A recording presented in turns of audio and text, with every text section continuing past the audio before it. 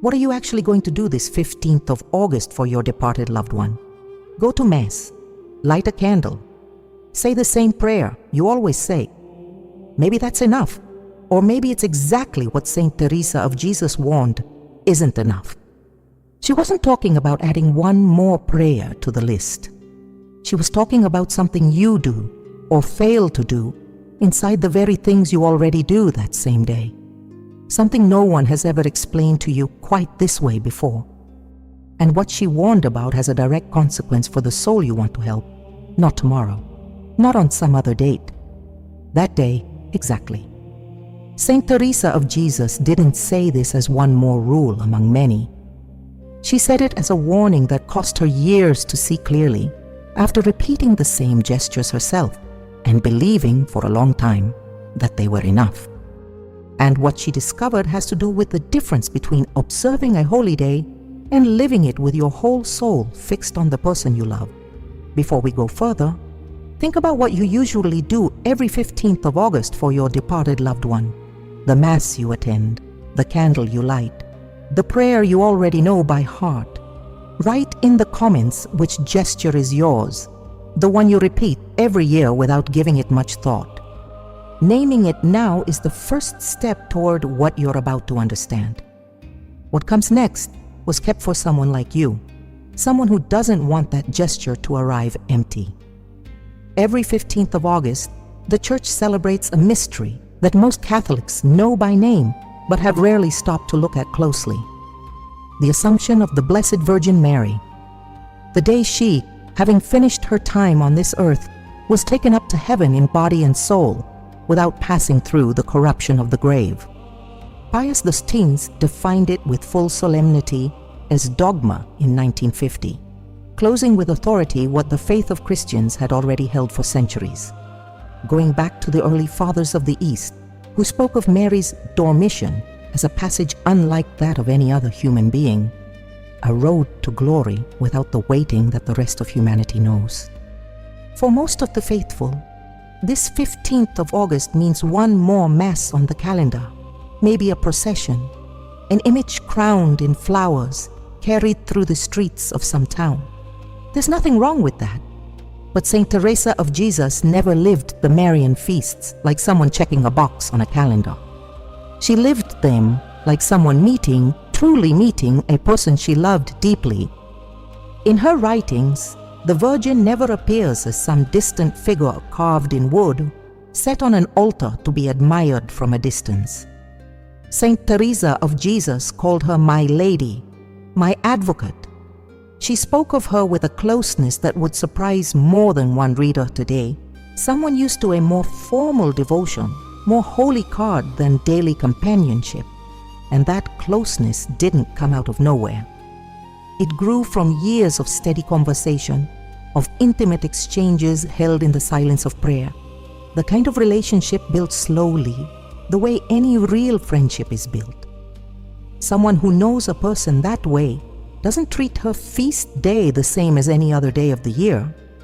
And that's exactly what sets apart the way Saint Teresa of Jesus lived the 15th of August from the way so many Catholics live it today. She didn't stop at remembering a correct piece of doctrine. She entered the mystery. She made it her own. And that detail, small as it looks, is the seed of everything we're about to uncover in this video. There's something important to clear up before we go on, because it touches the very heart of this story. The Assumption isn't only about the Virgin Mary. In a real sense, it speaks of a destiny that waits for every faithful soul. The Catechism of the Catholic Church teaches that Mary, assumed into heaven, is the image and beginning of the Church, as it will be perfected in the life to come. In other words, what happened to her in advance and uniquely is a figure of what the whole Church waits for on the last day. Body and soul reunited, glorified in the presence of God. And there's the first key to understanding why this feast, more than any other, carries a special weight when it comes to praying for the dead. Because on the 15th of August, we're not only contemplating the glory of a mother, we're contemplating in a veiled way the concrete hope of every soul that will one day be called into fullness. The souls in purgatory, still being purified, look toward that day with an intensity the living can hardly picture. Saint Teresa of Jesus, in her life of prayer, had profound experiences tied to the souls in purgatory. She wrote herself that at times she felt a compassion for those souls, so vivid it turned into something almost physical in her prayer, a shared pain that pushed her to plead harder. That compassion got under her skin. It pulled her out of bed at hours when the rest of the convent slept. It moved her to pray with more force, to offer her own sacrifices, her own penances, for those who could no longer help themselves. There was nothing theoretical in it. It was real sleepless devotion, the kind that cost her rest and cost her her health. So why would the 15th of August be such a decisive day for those souls? The answer isn't some magic formula or superstition dressed up as piety. It's something far simpler and at the same time far deeper. The Church understands that on the great Marian feasts, the Virgin's intercession becomes, in some way, more intense, more available to those who turn to her in true faith. God is always the same, yesterday, today, and forever. That never changes.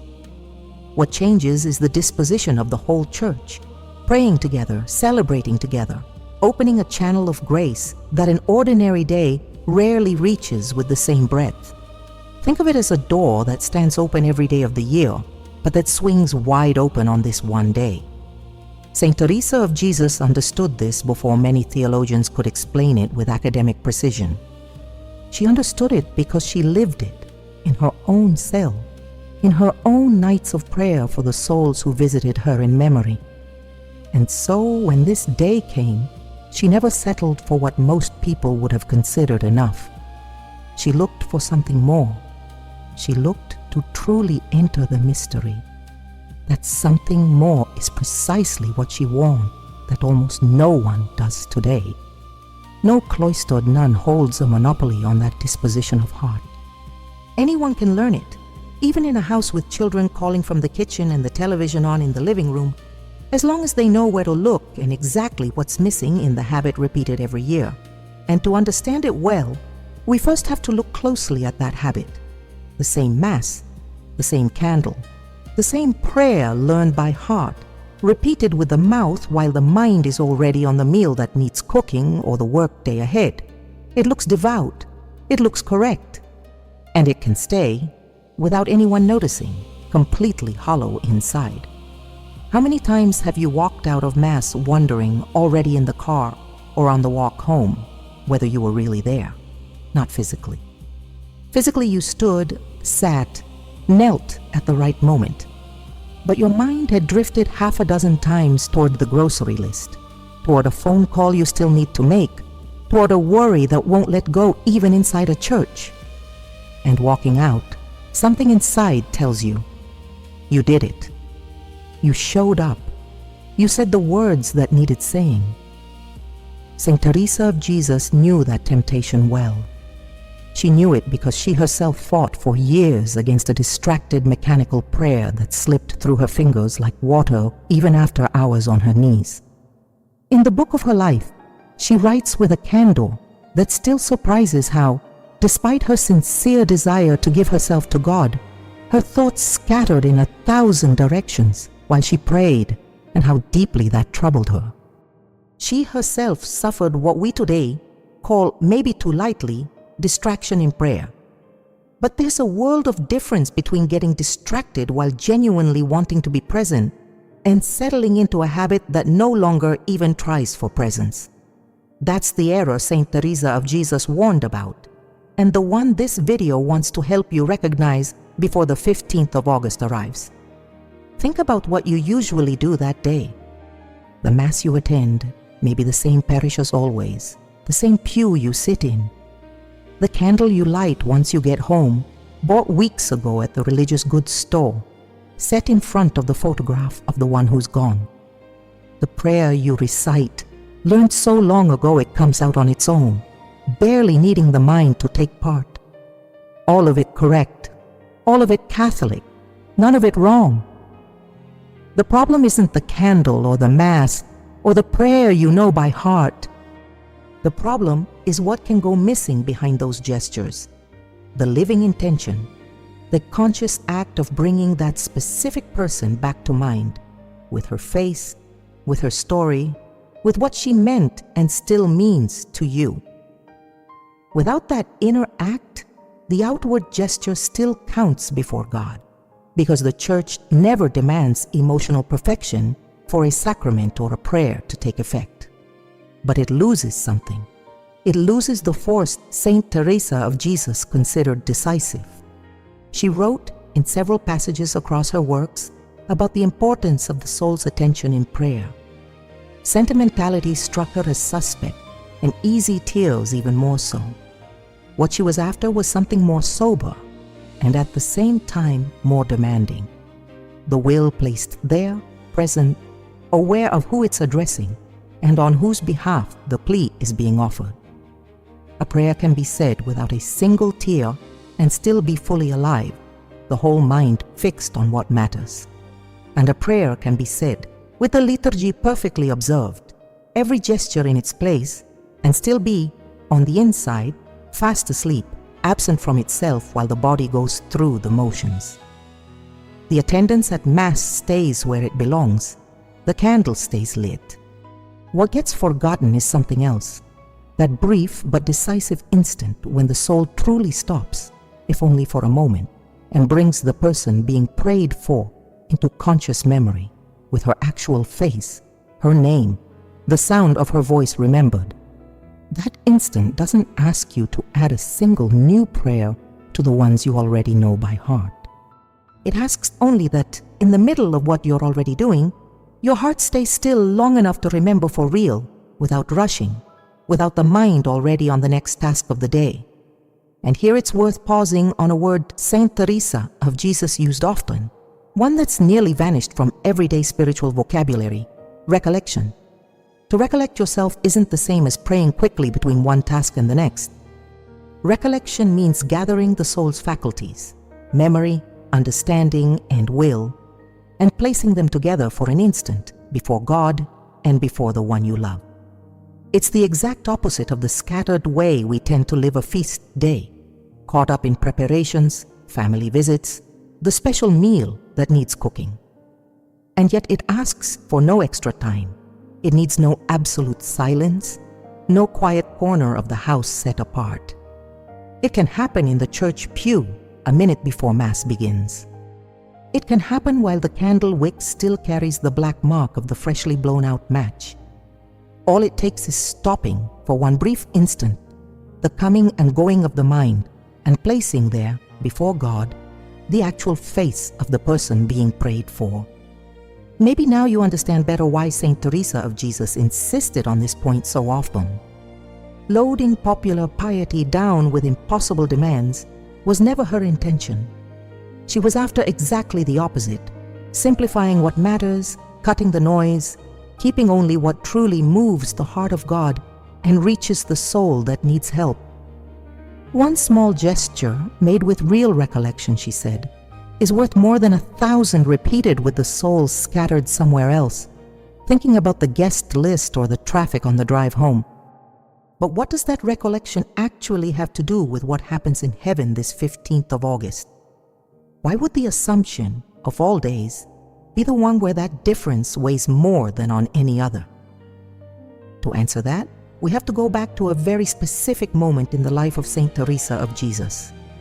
A scene she herself left recorded, one that shows just how seriously she took this warning. The convent smells of melted wax and cold stone. It's the afternoon of the 14th of August, the eve of the Assumption, in one of the convents Saint Teresa of Jesus founded on her travels through Castile. The sisters are preparing the altar for the next day's feast. Flowers brought in from the garden, an embroidered cloth used only for the great solemnities, new candles set carefully on the main altar. Saint Teresa of Jesus watches the bustle with a mix of tenderness and worry. There's nothing wrong with the preparation itself.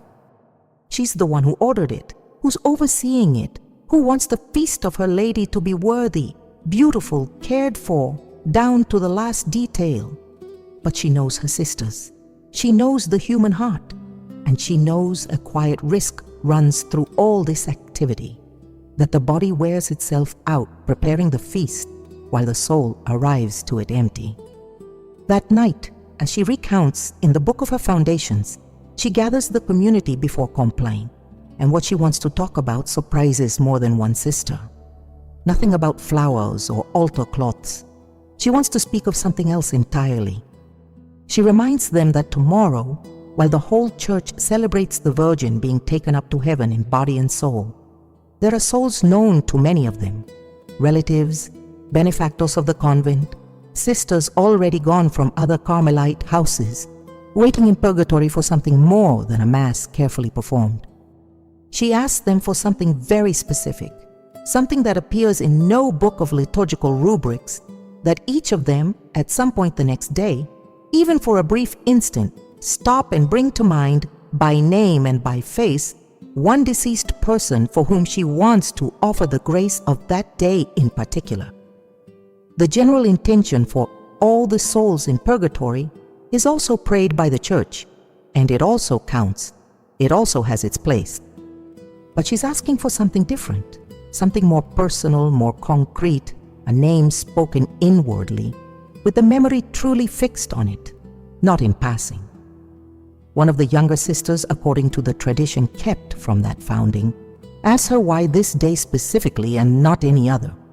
The same thing could be asked any Sunday, any feast of the year. Saint Teresa of Jesus answers with an image that's been passed down inside the Carmelite order for generations. She tells her the Assumption is like a door that swings wide open once a year, and that whoever arrives at that door with hands full of names remembered in love finds far more room to set them down than someone who arrives with empty hands. Even if she arrived singing, even if she arrived with the most beautiful altar ever prepared. This scene, simple as it looks, holds the heart of the whole warning. The Mass stays the Mass, irreplaceable, the center of everything else. The prayers you already know stay intact, with no need to add a single new devotion. What Saint Teresa of Jesus is asking for is a brief interior instant, one that fits inside anything you already do.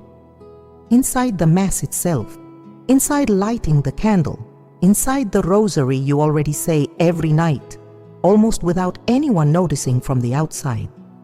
And yet how often it gets lost. How many families reach the 15th of August worn out from cooking the family meal, organizing the cemetery visit, coordinating who's bringing which dish, and end the day feeling like they did what needed doing without ever having had, at any point, that instant of conscious memory Saint Teresa of Jesus considered the true heart of the day. Think back to your own 15th of August last year. Try to remember it precisely. Was there a moment, even a few seconds, when your mind stopped exclusively on the face of your departed loved one, without distraction, without a to-do list humming underneath? Or did the whole day pass among obligations, among correct but automatic gestures, among a surface piety that never made it down to the bottom of the heart? There's no guilt in this question.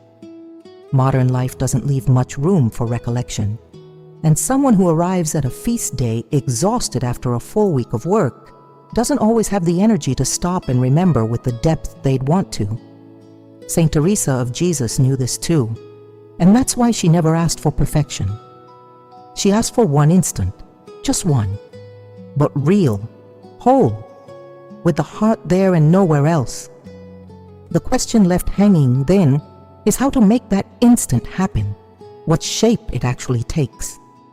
Because saying remember with your heart sounds beautiful, but it can stay an empty phrase if no one explains how it translates into something concrete, something any person with no theological training, with no years of contemplative life, can do this very 15th of August. Think about the last time someone spoke, out of nowhere, the name of a family member of yours who's already gone. Maybe at a gathering, maybe in some ordinary conversation. That instant, brief, almost involuntary, brought a whole image rushing back. Her face, the way she laughed, something she used to say. It lasted seconds, and yet it was more real, more alive than many minutes of distracted prayer. That, exactly that, is what Saint Teresa of Jesus was asking us to be able to repeat at will, consciously, this 15th of August. And that's exactly where Saint Teresa of Jesus, in one of the most quoted and least understood passages of the book of her life, leaves a key that answers this question with a clarity that surprises, a simple key anyone can apply without years of contemplative life or theological study. One autumn afternoon, late in her life, Saint Teresa of Jesus sits down to write out of obedience to her confessors. They've asked her to set down her interior life, her path of prayer, everything God has been working in her soul. That's how the book of her life is born, one of the most widely read texts in all of Christian mysticism, and in one of its chapters, speaking precisely about how to pray well, she leaves an image that answers exactly the question we left hanging a moment ago. As she writes in the book of her life, chapter 4, she compares the soul that prays with recollection to someone who knows they're about to speak with a person they truly love, and who, before saying a word, takes a moment to recall that person's face, to truly bring it to mind before the first word is spoken. No long speeches, no complicated formulas, just that instant beforehand, that act of remembering with intention before beginning to speak. Applied to what concerns us, this is exactly what gets forgotten on the 15th of August. Before lighting the candle, before starting the prayer, before Mass begins, an instant of interior silence in which memory brings with all the force it can the face of the person who's gone. Something quite different from the vague, generic image of the departed in the abstract. A face, a name, a specific scene, if memory still holds it, the last conversation, a gesture of hers, the way she laughed or frowned. Saint Teresa of Jesus insists, in another passage of her writings, that the will matters more than the understanding when it comes to loving. In other words, you don't need to grasp with theological precision exactly how Marian intercession works on the Feast of the Assumption for that instant of memory to have value.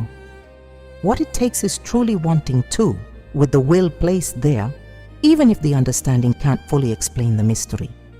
The heart can get there before the head. In prayer, it almost always does. Think of a mother who lost a son 20 years ago. She doesn't need to review treatises on purgatory to know her love for him is still alive, still intact, every single day. That love, with no philosophical explanation attached, is exactly the material out of which the instant of memory Saint Teresa of Jesus described is built.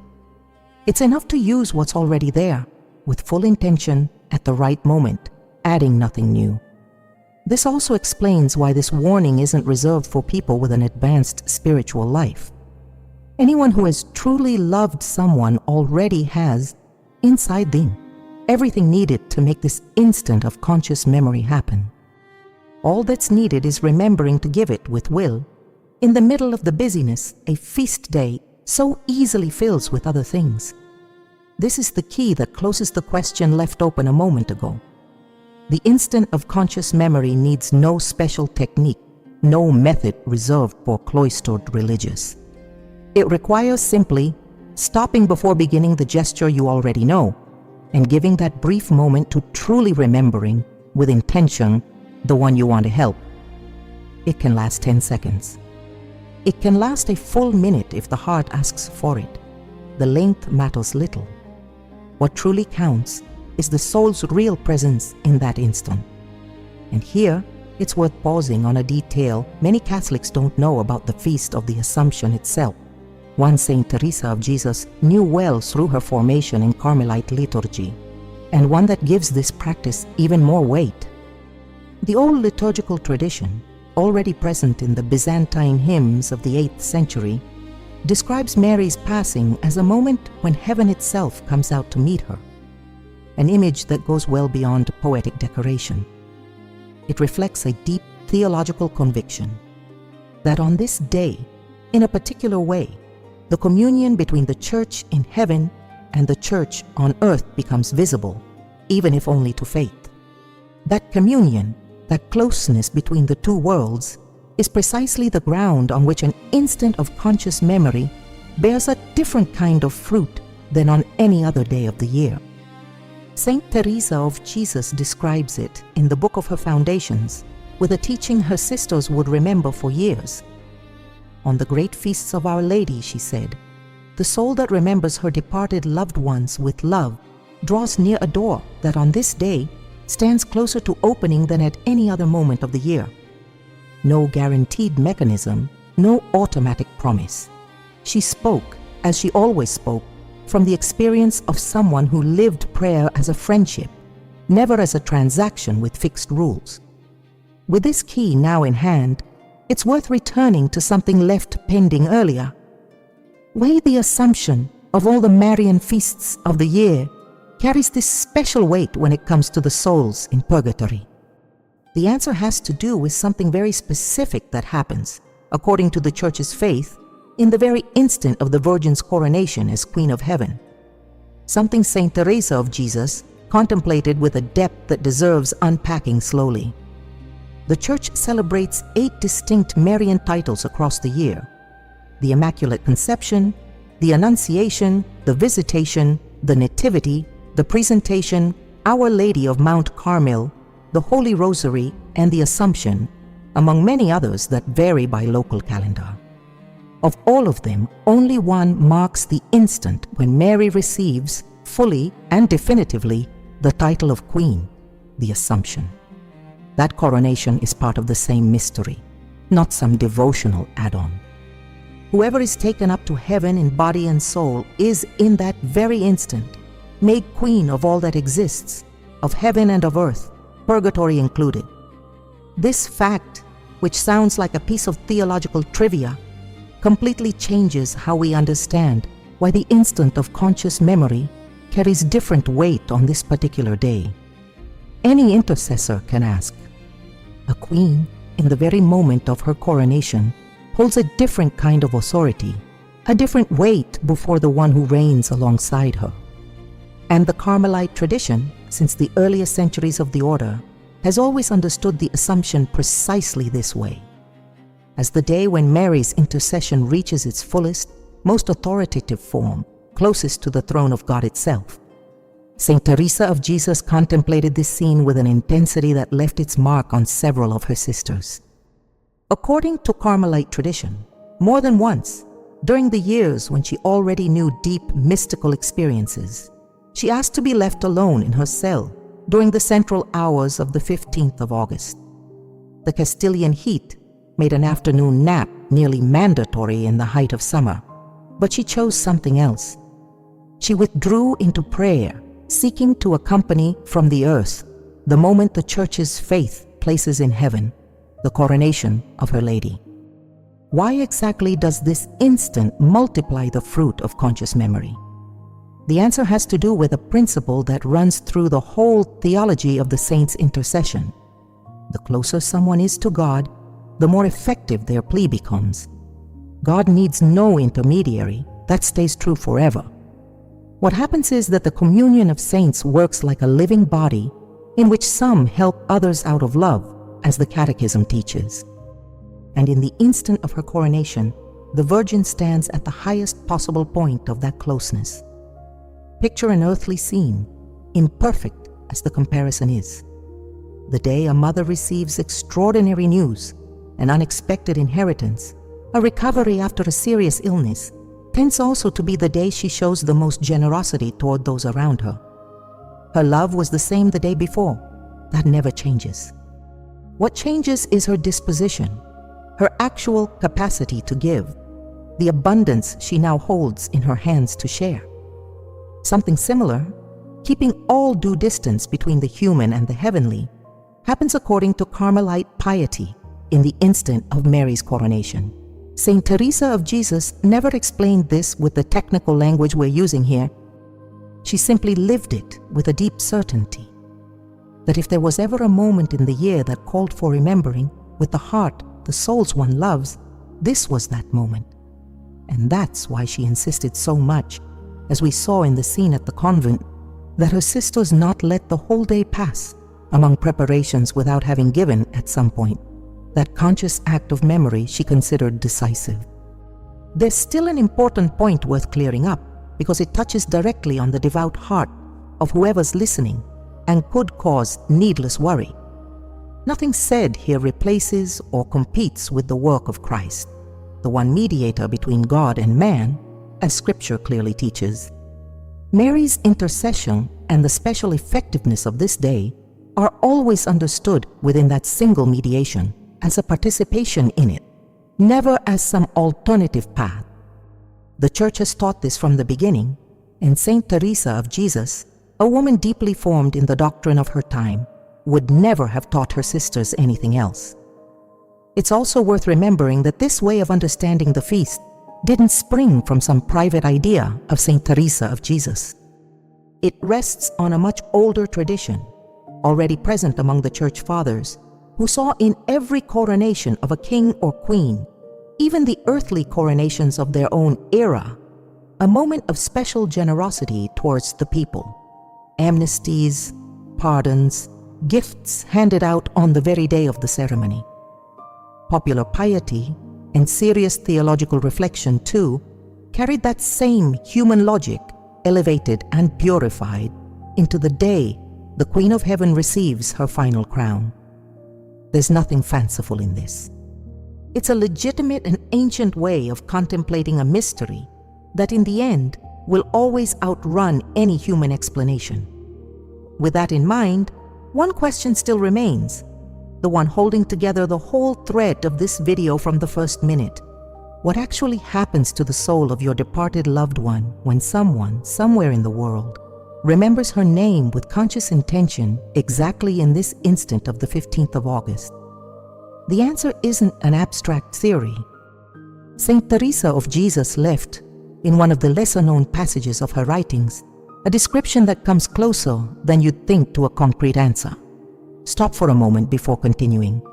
Close your eyes, if you can, and bring to mind the face of the person you'd be praying for this 15th of August, not a generic image. Her actual face, the way she looked at you. What you just did in a matter of seconds is exactly the inner gesture we've been talking about since the start of this video. And now, with that image still present, let's continue with what Saint Teresa of Jesus left written about what happens when that gesture is made with true intention. In one of the least cited passages of her writings, speaking of prayer for the souls in purgatory, Saint Teresa of Jesus describes something we might sum up as an act of making yourself present to the beloved soul, even though that soul has already left this world, with no extraordinary phenomena or physical apparitions involved. She speaks of something more sober, and for today's ear, even more striking, that the conscious act of remembering a departed loved one with love, sustained in prayer, produces in that soul a kind of real comfort, tangible on the spiritual plane, comparable to the relief a sick person feels knowing that someone, somewhere else, is thinking of them with affection while they suffer. The difference between praying and remembering lies precisely here. Praying can be done with the mouth, with memorized formulas, without the heart fully taking part, and it still carries value before God because the whole Church sustains that prayer with her faith. Remembering, in the sense Saint Teresa of Jesus gave the word, is different. It's an active act of memory and will, directed at one specific person, with the explicit intention of accompanying her on her path of purification. Both acts are good. Both have their place. But only the second produces the effect of making yourself present that she described with such insistence. Think of the difference between mailing a printed birthday card, picked up at the last minute at any store, and writing a few lines by hand, mentioning a shared memory, some detail only that person would understand. The printed card counts too. It arrives too. But it doesn't land the same way on the person receiving it as a few lines written with real attention. Something similar, according to Teresian teaching, separates routine prayer from prayer remembered with living intention. And here, it's worth pausing on a practical detail many devout Catholics already practice without knowing how close it comes to this ideal. The custom of visiting the cemetery on the 15th of August, widespread in Mexico, in Colombia, across much of Latin America. Bringing flowers to the grave, cleaning the headstone, standing in silence for a while beside the name carved into the stone. This gesture, so simple, so rooted in popular piety, already carries within it, in seed form, everything Saint Teresa of Jesus was asking for, as long as it doesn't stop at physically cleaning the headstone and reaches all the way to that interior act of conscious memory. The risk, and it's worth saying plainly, is that the cemetery visit turns into just one more item on the day's list. Arrive, clean, set down the flowers, take a photo to share with the family, and leave without the heart ever really stopping. Outward piety again, without the interior instant that gives it its true weight. So if you're visiting a grave this 15th of August, Saint Teresa of Jesus would invite you to something very simple. Before you leave, stay 1 minute longer than usual. Close your eyes, bring back the face, speak even silently, like someone talking to a person who can still hear. The same holds, adjusting for circumstance, for someone attending Mass that day in a crowded parish, with the priest speaking from far away and attention scattered among so many people around. The bustle of a big feast, a packed church, restless children in the pews, the heat that comes with a 15th of August in the middle of summer. None of that makes recollection easy. And yet, one instant is enough, even in the middle of that crowd, for the heart to stop and do what it needs to do. Saint Teresa of Jesus also lived surrounded by noise, by large communities, by foundations full of activity, and never once used that as an excuse to skip recollection when the moment called for it. This same principle applies just as well to someone who can't visit any grave at all, because the departed is buried far away, or was cremated, or family circumstances don't allow it. The physical place helps, but it isn't essential. What Saint Teresa of Jesus was asking for always happened inside the soul, never dependent on geography. A woman lighting a candle in her kitchen, thousands of miles from her father's grave, can make exactly the same instant of conscious memory as someone kneeling physically beside the headstone. With all this clear, one thing still remains to be answered, something many viewers are probably asking themselves by now. How does a person know, in the very moment of making this act of memory, whether they're doing it right? Is there some sign, some signal that confirms the heart truly got where it needed to go?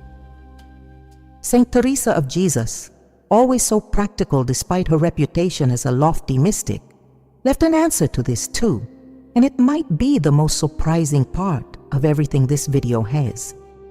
Mother, how do I know if I really prayed or just moved my lips?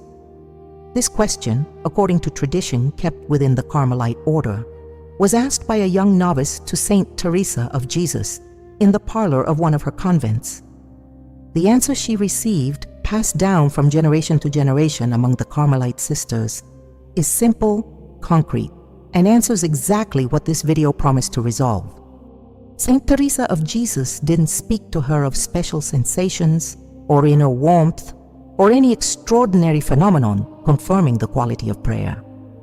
Instead, she gave her something far more accessible. The sign that the heart has truly remembered someone is that afterward, you feel the pull to do something concrete for that person, however small. A passing emotion that fades in 5 minutes doesn't count for much. An impulse that turns into action, no matter how small, does.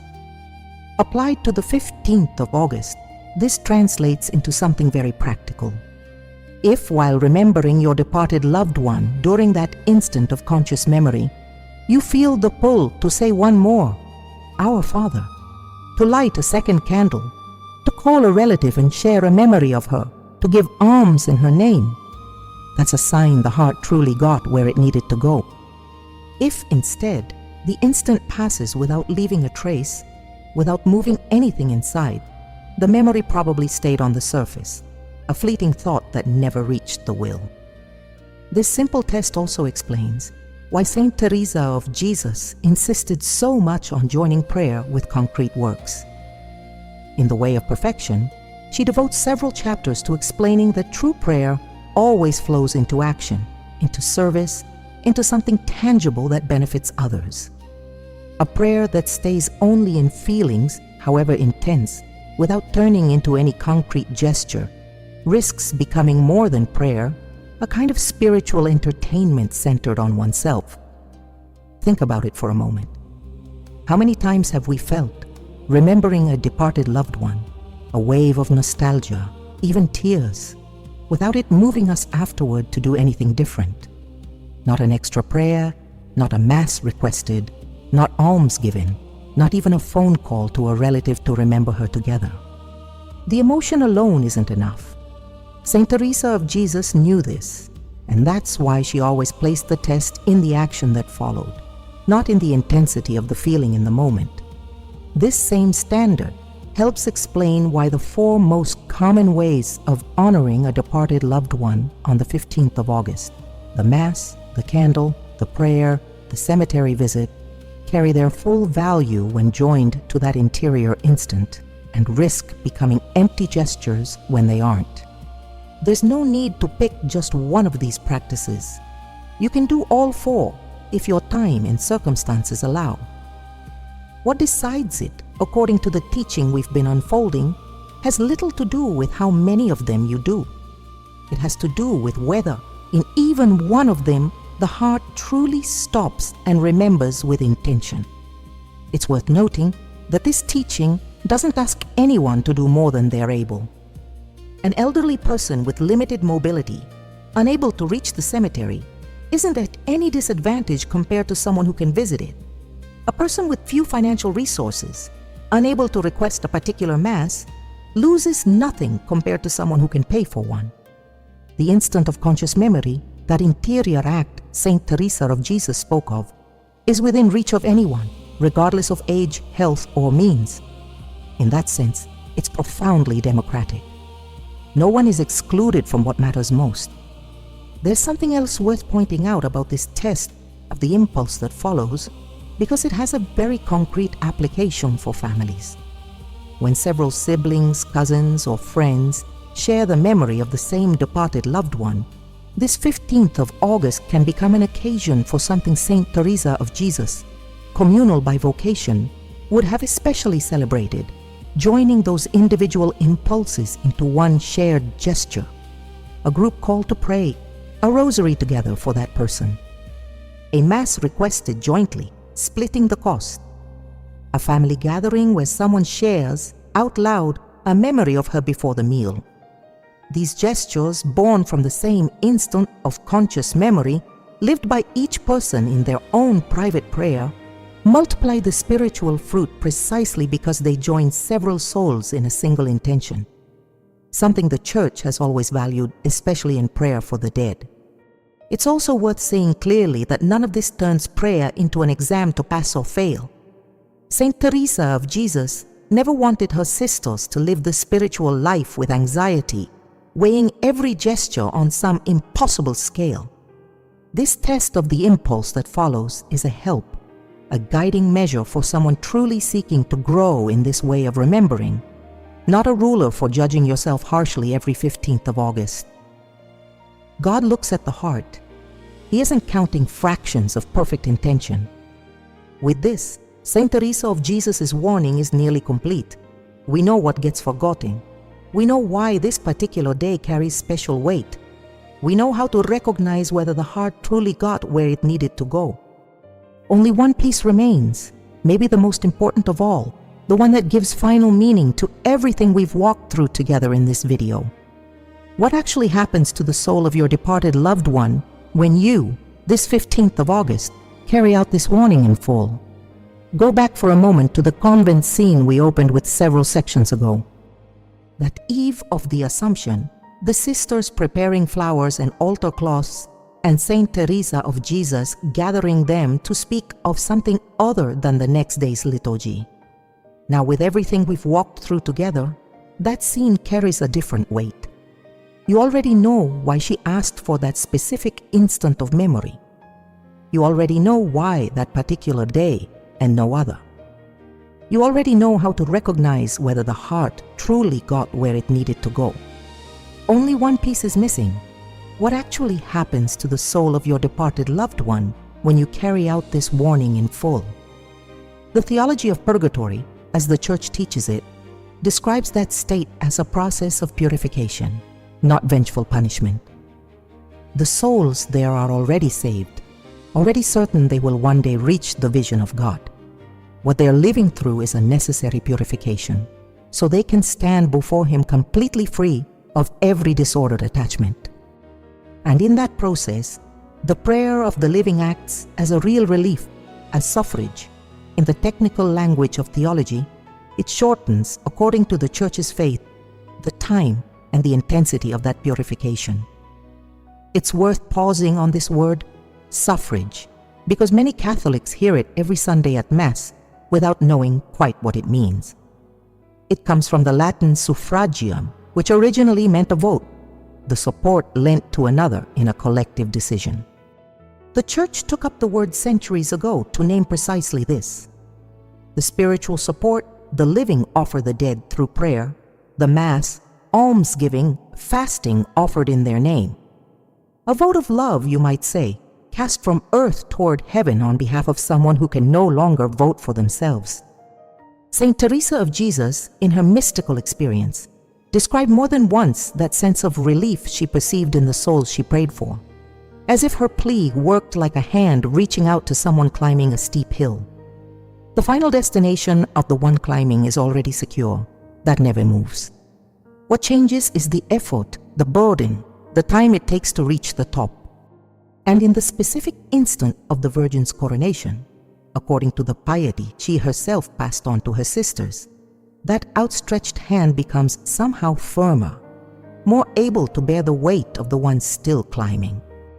That's why, when you stop this 15th of August, even for a few seconds, and bring to conscious memory the face of your departed loved one, with real intention, with the will placed there, and not just a passing thought, something genuinely moves on the spiritual plane.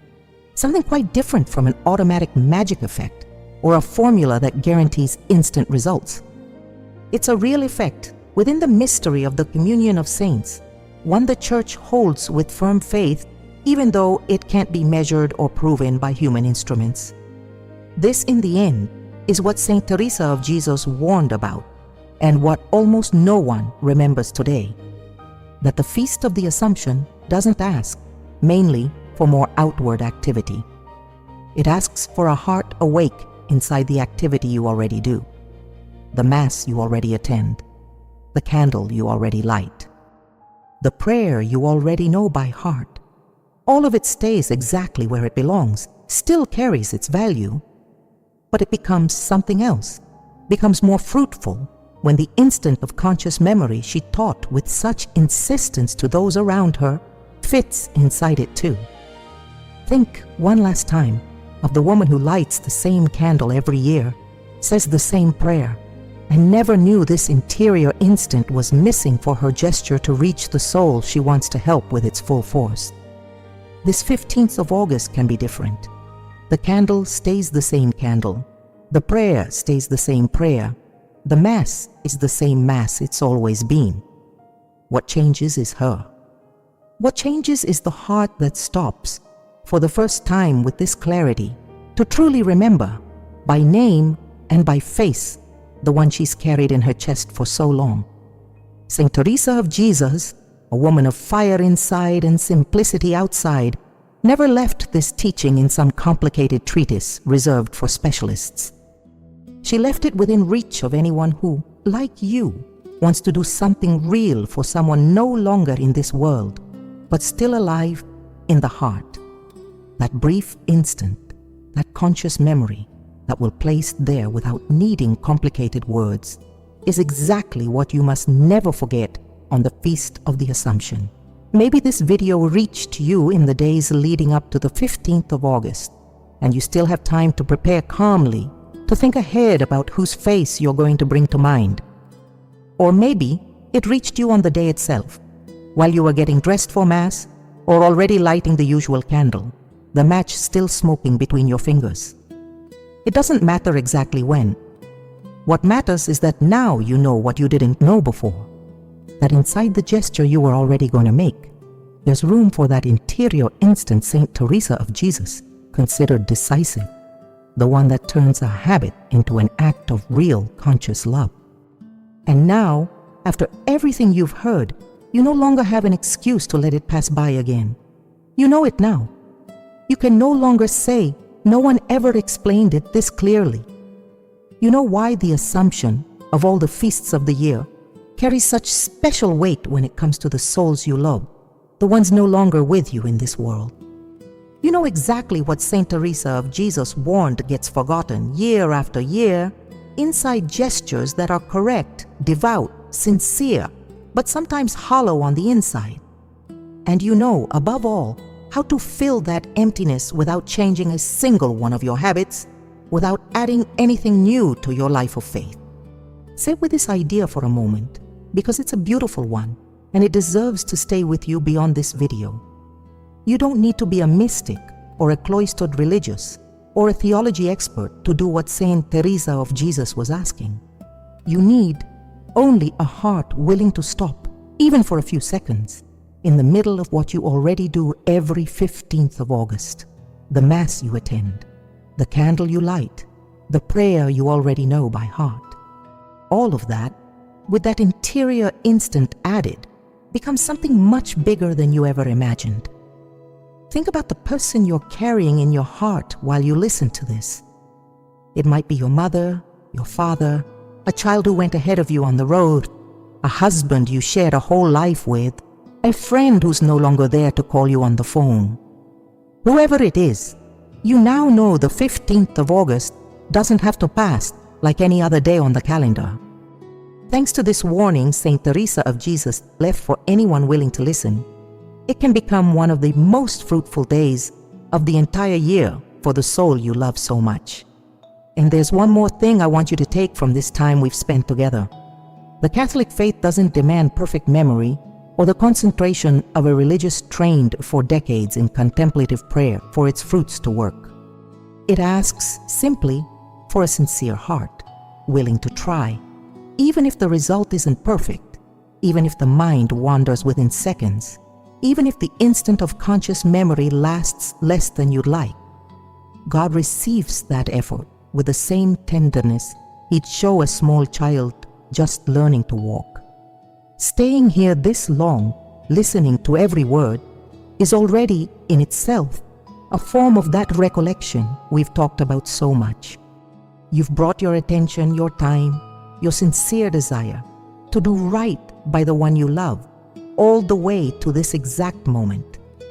In a world that never stops rushing, that's already a gift few people allow themselves and their departed loved ones.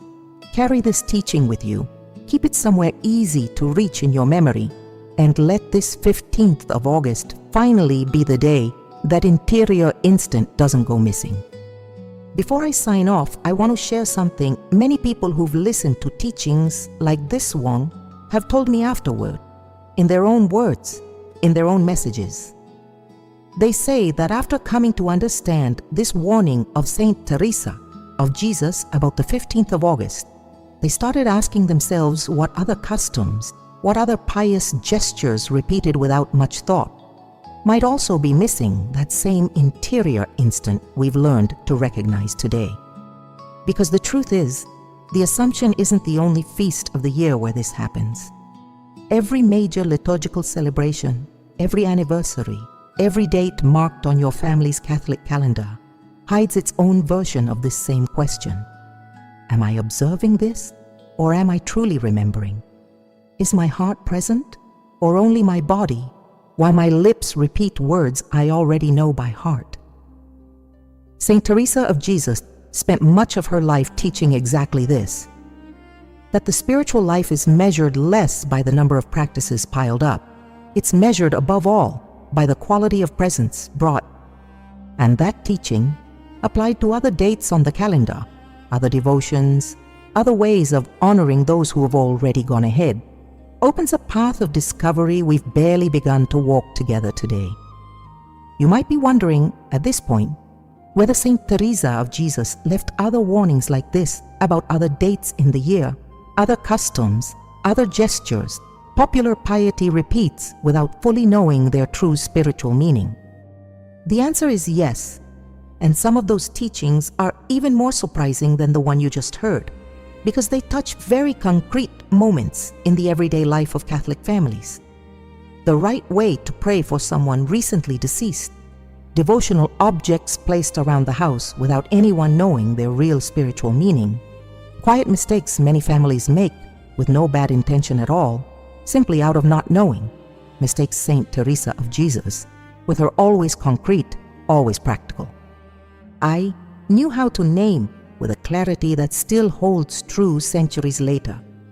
Think about how many family devotions get passed down, generation after generation, grandmother to mother, mother to daughter, without anyone ever stopping to ask where they came from, what they actually mean, or whether they're being lived with the depth they deserve.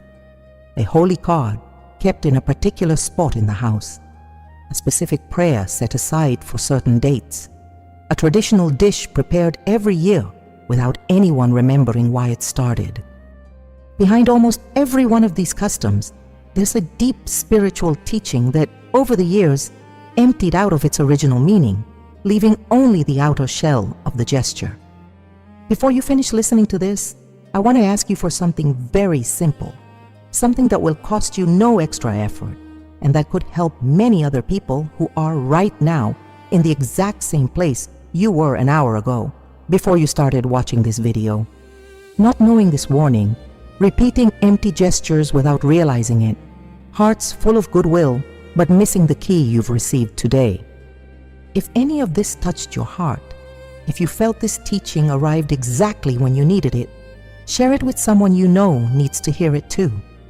A mother who prays every night for her son who's gone, a daughter who still visits her father's grave every Sunday, a friend who lost his wife not long ago and doesn't know how to be near her now that he can't do it in person. You don't need a long message to share it. Just send this same video with a simple line.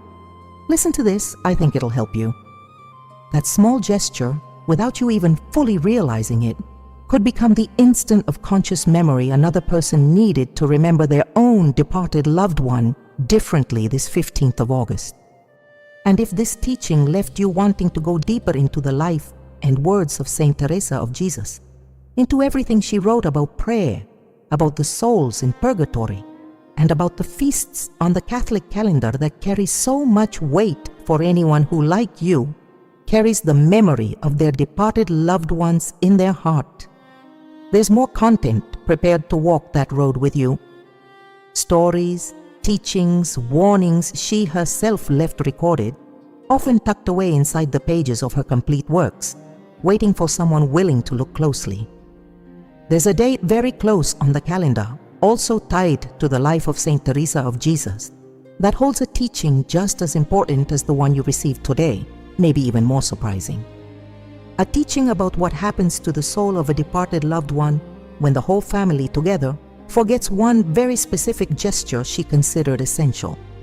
That story is waiting for you, kept with the same care as this one, and after coming this far, all the way to the end of this video, something tells me you won't want to miss it. Before you go completely, stay with me one more moment, because I want to say goodbye the way Saint Teresa of Jesus said goodnight to her own sisters each evening, with a simple, sincere blessing, the kind she repeated before the whole convent settled down to sleep.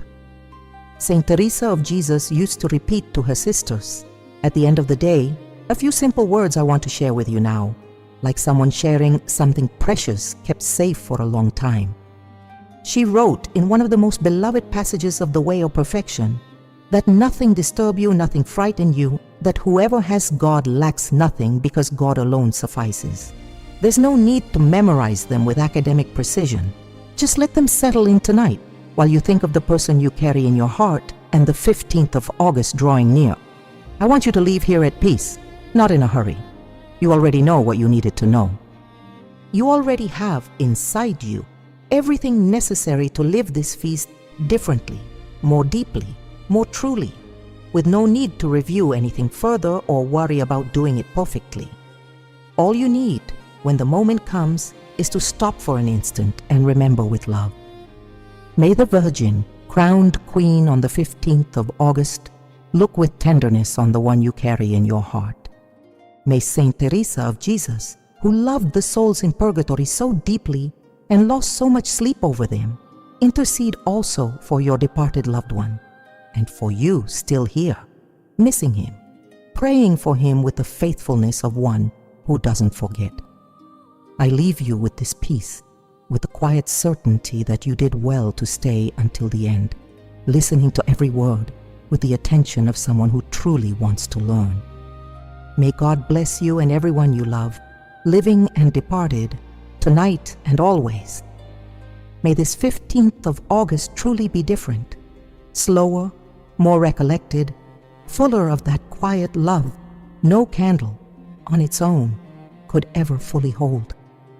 Until next time, with all my affection.